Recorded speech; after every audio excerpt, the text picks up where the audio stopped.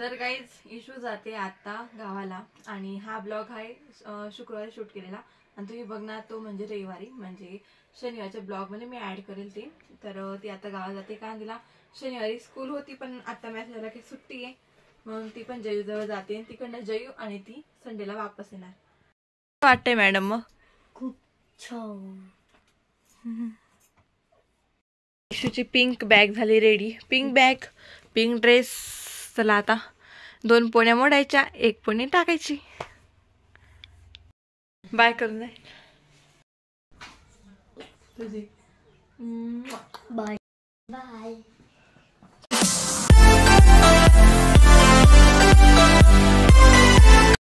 नमस्कार मंडळी, कसे आहात? मजेत आहात ना? मजेत असायला हवं. मी प्रिया आपल्या शाळेत आमचं स्वागत करते. गुड मॉर्निंग सगळ्यांना. आत्ता आलं सकाळचे 6:50 आता आणि माझं आवरून झालेलं आहे बाहेरचं. तर आता मला नाश्ता बनवायचा आहे तो म्हणजे खमण. आणि मी त्या दिवशी प्रीमिक्स बनवलं. तुम्ही जर तो ब्लॉग बघितला असेल त्याच्यात दाखवलं होतं मी. तर ते प्रीमिक्स मी अजून ट्राय नाही केलं. म्हणजे दरवेळेस जर आणलं ना करून तर लगेच दुसऱ्या दिवशी ट्राय करून घेते की काही कमी येतं नाही, नवीन टाकावे लागतं का काही मीठ वगैरे काही. पण यावेळेस काही ट्राय झालंच नाही तर म्हटलं आज करून घेते. आणि तुम्ही आत्ता क्लिप बघितलीच असेल. इशू घरी नाही तर इशूला होती आज सुट्टी तर ती गेली प्रतापपूरला जयूजवळ. आणि ती जयू रेवा तिघजण रविवारी घेऊन जातील म्हणजे उद्या येऊन जातील. जेव्हा तुम्ही ब्लॉग बघणार तोपर्यंत ते येऊन जातील इकडं. आणि म्हणजे शुक्रवार दुपारी गेली ना ती. असं 2 दिवस ती सुट्ट्या मस्त एन्जॉय करेल आणि येऊन जाईल उद्या संध्याकाळपर्यंत. तर चला आता नाश्ता बनवते मी. ते प्रीमिक्स आणि ते पूर्ण रेसिपी मी खूप कधी अपलोड केली होती तर ती तुम्ही बघितली नसेल तर सर्च करा, नक्की येईल ती रेसिपी. आणि चला आता ते प्रीमिक्सचं खमण कसं आहे ते पण बघते मी. आणि आई गेल्या मंदिरात टेपचा पण आवाज चालू आहे, तुम्ही बघितलं असेल कारण लवकर होऊन जातो टेप चालू. तर पटापट आता आवडते. दिवसभर जे होईल ते मी तुमच्यासोबत शेअर करायचा प्रयत्न करेलच. तर हा ब्लॉग शेवटपर्यंत नक्की बघा. तर गाईज मी हे याच्यात बनवते आणि पुरुषापासून बनवलेलं तर म्हणजे त्याला आधी स्वच्छ क्लीन करून घेतलं, धुवून घेतलं आणि त्याच्यात आता एक एवढं तांब्याभर पाणी टाकायचं.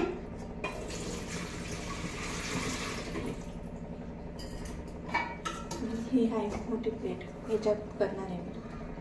तर मी ज्याच्यात खमण बनवणार त्याच्यात आहे तर एक तांब्या पाणी टाकलं आणि ते ठेवलं मी गॅसवर. त्यानंतर ज्या प्लेटमध्ये मला ते बॅटर टाकायचं होतं ना म्हणजे खमण बनवायचं होतं ना त्या प्लेटला पण मी छान असं तेल लावून घेतलं म्हणजे खाली व्यवस्थित शिजून जाईल आणि चिटकणार नाही म्हणून त्यासाठी. आणि ती प्लेट लावून घेतली म्हणजे प्लेटला तेल लावून घेतलं आणि ती पण गॅसवर ठेवली आणि झाकून दिलं.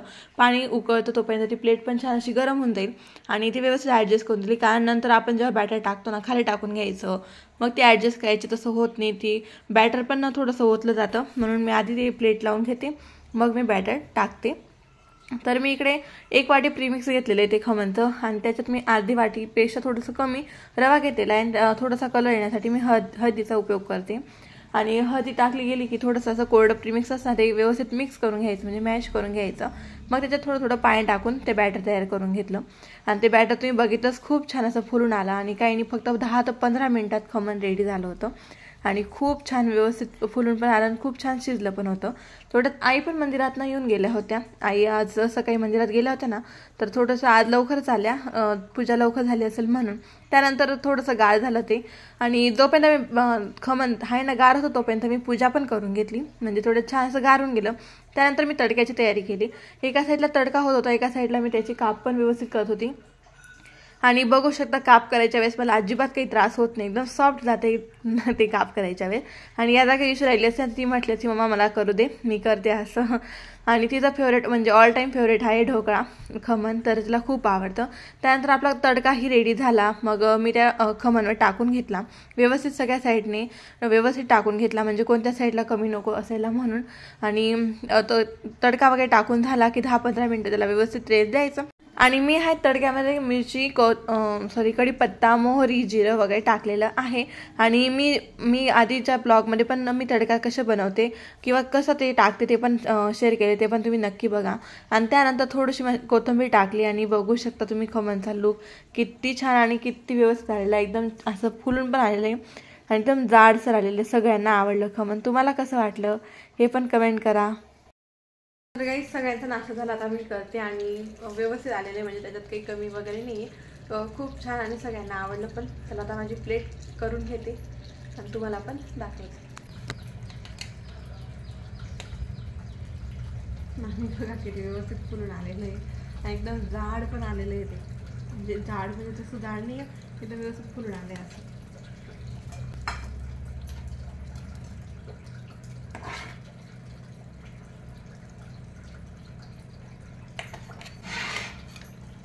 आणि सगळ्यांचं खाऊन झालेलं आहे.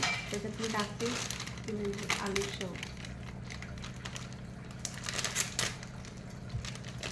तुम्ही खमण किंवा सँडविच असं काही खाताना तर त्याच्यात आलू शेव ट्राय करा, एकच नंबर लागते. साधी शेवपेक्षा आलू शेव खूपच छान लागते आणि त्याची टेस्ट पण खूप छान असते थोडीशी.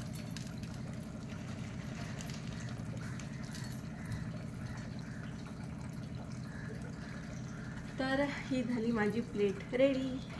तुम्हाला क्लोज दाखवते. तर ही बघा, ही आहे माझी प्लेट रेडी.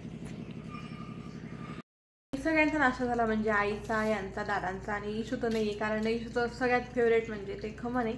आणि ती आज नाही, पण ती आली ना तेव्हा तिला बनवून देईल. आणि मी तिच्यासाठीच थांबली होती, कारण तुम्हाला तसं बोलली होती ना की तिला भाजी पोळीच चालते, असं दुसरं काही चालत नाही. म्हटलं शनिवारी तिचा टिफिन राहील ना तेव्हा सगळ्यांना बनवेल आणि ट्राय पण करेल. म्हटलं काही काय कमी आहे का, की आपल्याला पण नवीन, म्हणजे जेव्हा प्लेट करेल नवीन जेव्हा करायला घेईल तेव्हा ती त्या चुका व्हायला नको असं. आणि त्याच्यात काहीच कमी नाही, एकदम परफेक्ट असं प्रमाण आहे. आणि खूप छान, उलट दरवेळेसपेक्षा यावेळेस जास्तच छान आले, एकदम छान असं फुलून पण आलेलं आहे. तुम्ही बघितलंच त्याचं किती भारी आलेलं आहे तिथं. आली का तुला पण बनवून देईल. चला आता नाश्ता करते. तर आता माझ्या संध्याकाळचे 4 आणि मी घराला झाडू वगैरे मारते. त्यानंतर मी पण रेडी झाले, थोडीशी फ्रेश वगैरे झाली, कारण आज दिवसभर काही नाही, आरामच केला. सकाळी आवरून घेतला आणि लगेच दिवसभर थोडासा आराम वगैरे केला. त्यानंतर झाली संध्याकाळच्या स्वयंपाकाची वेळ आणि आज बनवायचं होतं ते म्हणजे पिठलं आणि भाकरी. आणि खूप दिवस झालेच नव्हतं. तर आमच्या आईंना प्रचंड आवडतं पिठलं, म्हणून आईंना कधी कधी आवड येऊन जाते की आज पिठलं करायचं आहे असं. आणि पोळ्या होत्या म्हणून थोडंसं भाकरी पण करून घेतल्या, कारण आईंना पोळीपेक्षा भाकर जास्त आवडते आईंना यांना. आणि ही बाजरीची भाकर नाही, ज्वारीची भाकर आहे. तर ज्वारीची भाकर करतो आम्ही आता सध्या तरी. तर सगळ्यांना खूप आवडते. आणि 6 वाजले होते, तर म्हटलं भाकरी पटापट करून घेते. मग भाकरी झाल्या की पिठलंच गरम गरम करायचं राहील. आणि त्यासोबत थोडंसं दुसरी अजून एखादी भाजी वगैरे बनवायची राहील तर बनवेल ती पण, कारण नुसती एकच भाजीवर पण होणार नाही, म्हणून पिठलं, भाकरी आणि अजून एखादी भाजी वगैरे बनवेल म्हटलं. तर इकडे भाकरी झाल्या आणि ज्वारीची भाकर का असे ना पण खूपच छान येते, गॅसवर एकदम फुलून येते आणि एकदम पांढरी शुभ्र येते ज्वारीची भाकर. आणि तुम्हाला कोणती आवडते, म्हणजे पोळी आवडते का भाकर आवडते हे पण कमेंट करून नक्की सांगा. आणि आधी इशूचं कसं होतं लहान होते तेव्हा तिला भाकर आवडायची, म्हणजे ती कंटिन्यू भाकर खायची. जर पोळ्या टाकल्या राहिल्या की दुसऱ्याकडनं घेऊन यावं लागायचं. पण आता तिचं वेगळं आहे, आता उलटं झालं, आता तिला पोळी आवडते, भाकर आवडत नाही. आता पोळी जरी राहील नवीन टाकायलाच लावते आणि तिच्यासाठी आम्ही एक्स्ट्रा पोळ्या करूनच ठेवतो. पण बाकीच्यांना सगळ्यांना भाकरी आवडतात, म्हणजे मला, जयूला, इशूला, आम्हाला पोळी भाकर, मला आणि जयूला पोळी भाकर दोघी चालतं, पण आई दादा यांना भाकरी आवडतात, परत इशूला पोळी आवडते असं असतं. तर तुमच्यासोबत गप्पा करता करता माझ्या इकडे भाकरी पण पूर्ण झाल्या आणि तेवढ्यात मी तर संध्याकाळची पूजा पण करते. तर असा होता माझा हा आजचा ब्लॉग. जर ब्लॉग आवडला असेल तर लाईक, शेअर, सबस्क्राईब करायला विसरू नका. बाय.